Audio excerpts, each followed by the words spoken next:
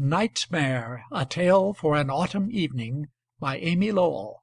LibriVox.org by Leonard Wilson of Springfield, Ohio, November 2010. After a print by George Cruikshank.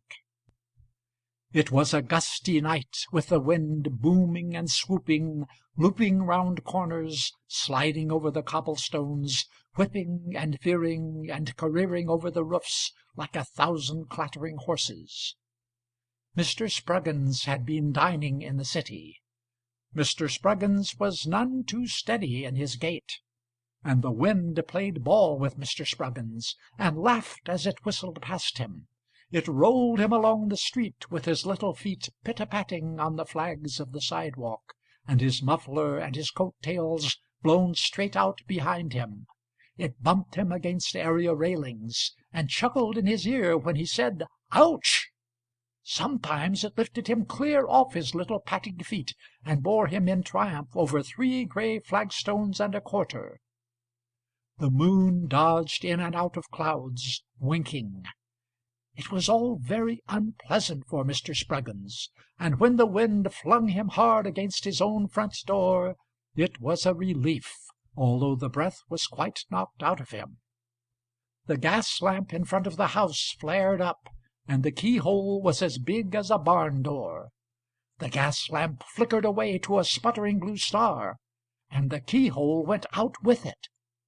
Such a stabbing and jabbing and sticking and picking and poking and pushing and prying with that key!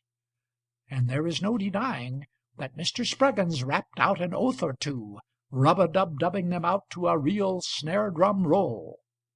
But the door opened at last, and Mr. Spruggins blew through it into his own hall, and slammed the door to so hard that the knocker banged 5 times before it stopped.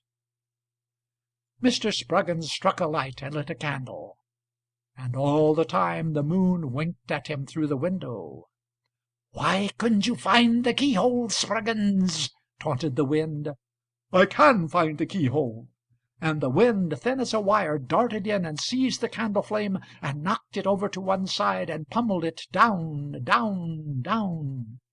But Mr. Spruggins held the candle so close that it singed his chin, and ran and stumbled up the stairs in a surprisingly agile manner. For the wind through the keyhole kept saying, "Spruggins, Spruggins," behind him. The fire in his bedroom burned brightly. The room with its crimson bed and window curtains was as red and glowing as a carbuncle. It was still and warm. There was no wind here, for the windows were fastened, and no moon, for the curtains were drawn. The candle flame stood up like a pointed pear in a wide brass dish. Mr. Spruggins sighed with content. He was safe at home. The fire glowed, red and yellow roses, in the black basket of the grate, and the bed with its crimson hangings seemed a great peony, wide-opened and placid. Mr. Spruggins slipped off his top-coat and his muffler. He slipped off his bottle-green coat and his flowered waistcoat. He put on a flannel dressing-gown and tied a peaked nightcap under his chin. He wound his large gold watch and placed it under his pillow. Then he tiptoed over to the window and pulled back the curtain. There was the moon dodging in and out of the clouds, but behind him was his quiet candle. There was the wind whisking along the street. The window rattled, but it was fastened. Did the wind say, "Spruggins"? All Mr. Spruggins heard was "Sss" dying away down the street. He dropped the curtain and got into bed.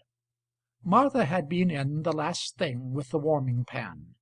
The bed was warm, and Mr. Spruggins sank into feathers, with the familiar ticking of his watch just under his head.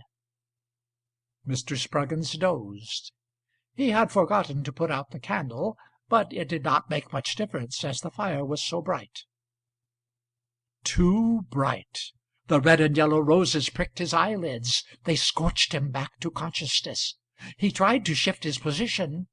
He could not move. Something weighed him down. He could not breathe. He was gasping, pinned down, and suffocating. He opened his eyes.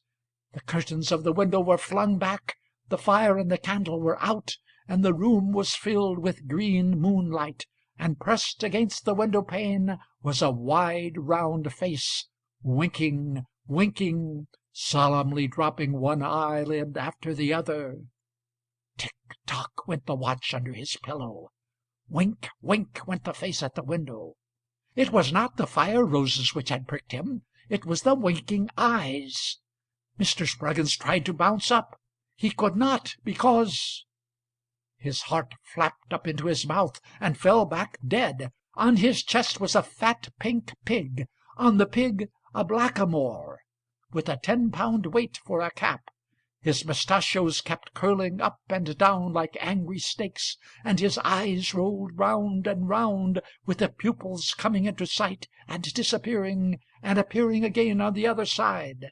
The holsters at his saddle bow were 2 port bottles, and a curved table knife hung at his belt for a scimitar, while a fork and a keg of spirits were strapped to the saddle behind. He dug his spurs into the pig, which trampled and snorted, and stamped its cloven feet deeper into Mr. Spruggins.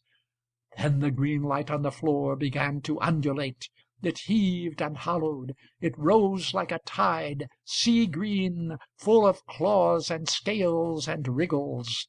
The air above his bed began to move. It weighed over him in a mass of draggled feathers, not one lifted to stir the air.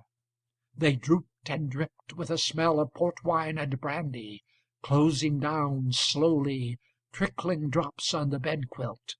Suddenly the window fell in with a great scatter of glass, and the moon burst into the room, sizzling. "Spruggins! Spruggins!"